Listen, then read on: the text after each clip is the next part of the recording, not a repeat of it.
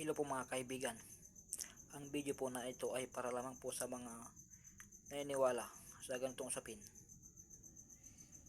Ako po ay nagbabahagi ng mga orasyon na galing sa lihim na karunungan.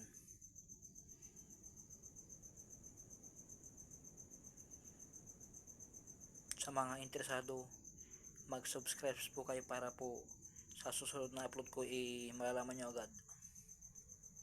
Dahil marami akong i-upload na siguradong hutyak na magusto ninyo na magamit nyo sa pang-araw-araw ninyong lakad o sa inyong araw-araw na pamumuhay.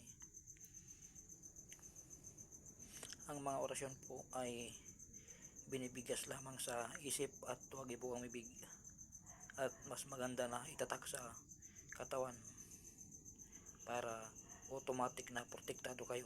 Yun po ang sikreto, binibigas sa isip lamang at huwag ibuang bibig para mas malakas. Yun ang sikreto.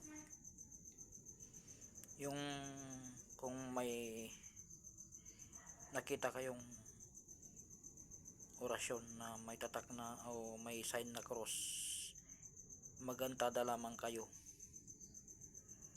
o kaya ihip sa katawan, magantada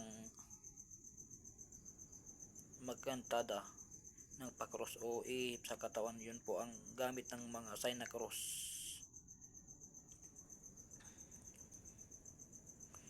Ang mga orasyon po ay binibigas lamang sa isipan at huwag ibuang bibig para mas malakas at mas maganda kung itatak sa katawan.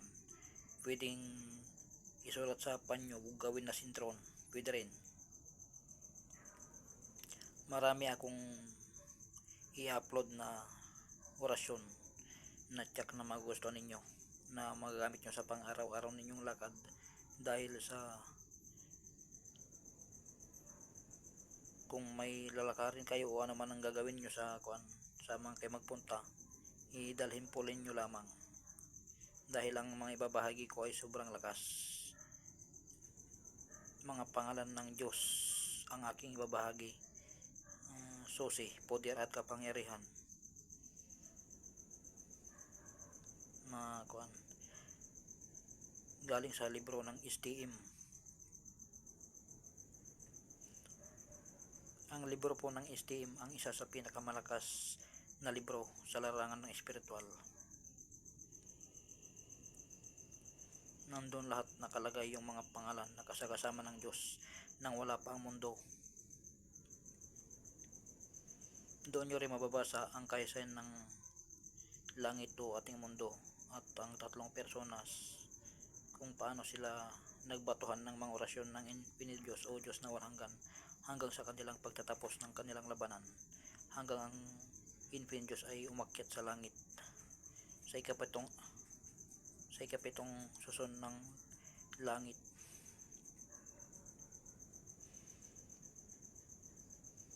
Sa libro po ng STM, doon nakalagay yung mga malakas na orasyon pang depensa sa lahat ng labanan, sa lahat ng uri ng panganib.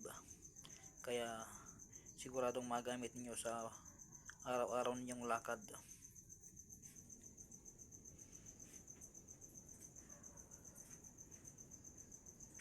Nandun lahat yung mga pangalan na ginawa ng Diyos, yung mga pangalan ng mga espiritu na kasama ng Diyos nang wala pang mundo. Nandun lahat. Yung mata na may pakpak, yung kauna-unahang anyo ng Infinite Diyos o Diyos na walang hanggan, doon nyo makita yung kauna-unahang anyo niya. At yung mga pangalan ng mga espiritong ginawa niya nung unang paglikha o nung wala pang mundo, nandun lahat. Malakas ang mga yun, kaya poder ang mga yun. Ingatan nyo lamang, tunay ang mga yun. Subscribe po kayo para sa sunod na upload ko malaman nyo agad. Salamat. Sa mga interesado, subscribe po kayo para po malaman niyo ang tunay na laman ng STM o kabanal-banal sa tatlo o yung tatlong persona na tinatawag.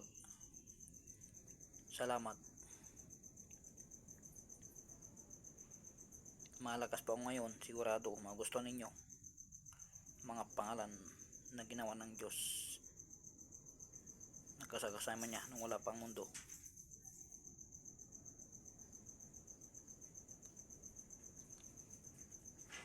Marami akong i-upload na siguradong magustuhan ninyo.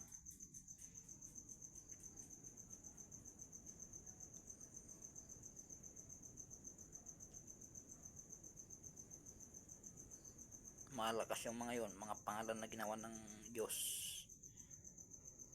na binigyan niya ng kanyang kapangyarihan.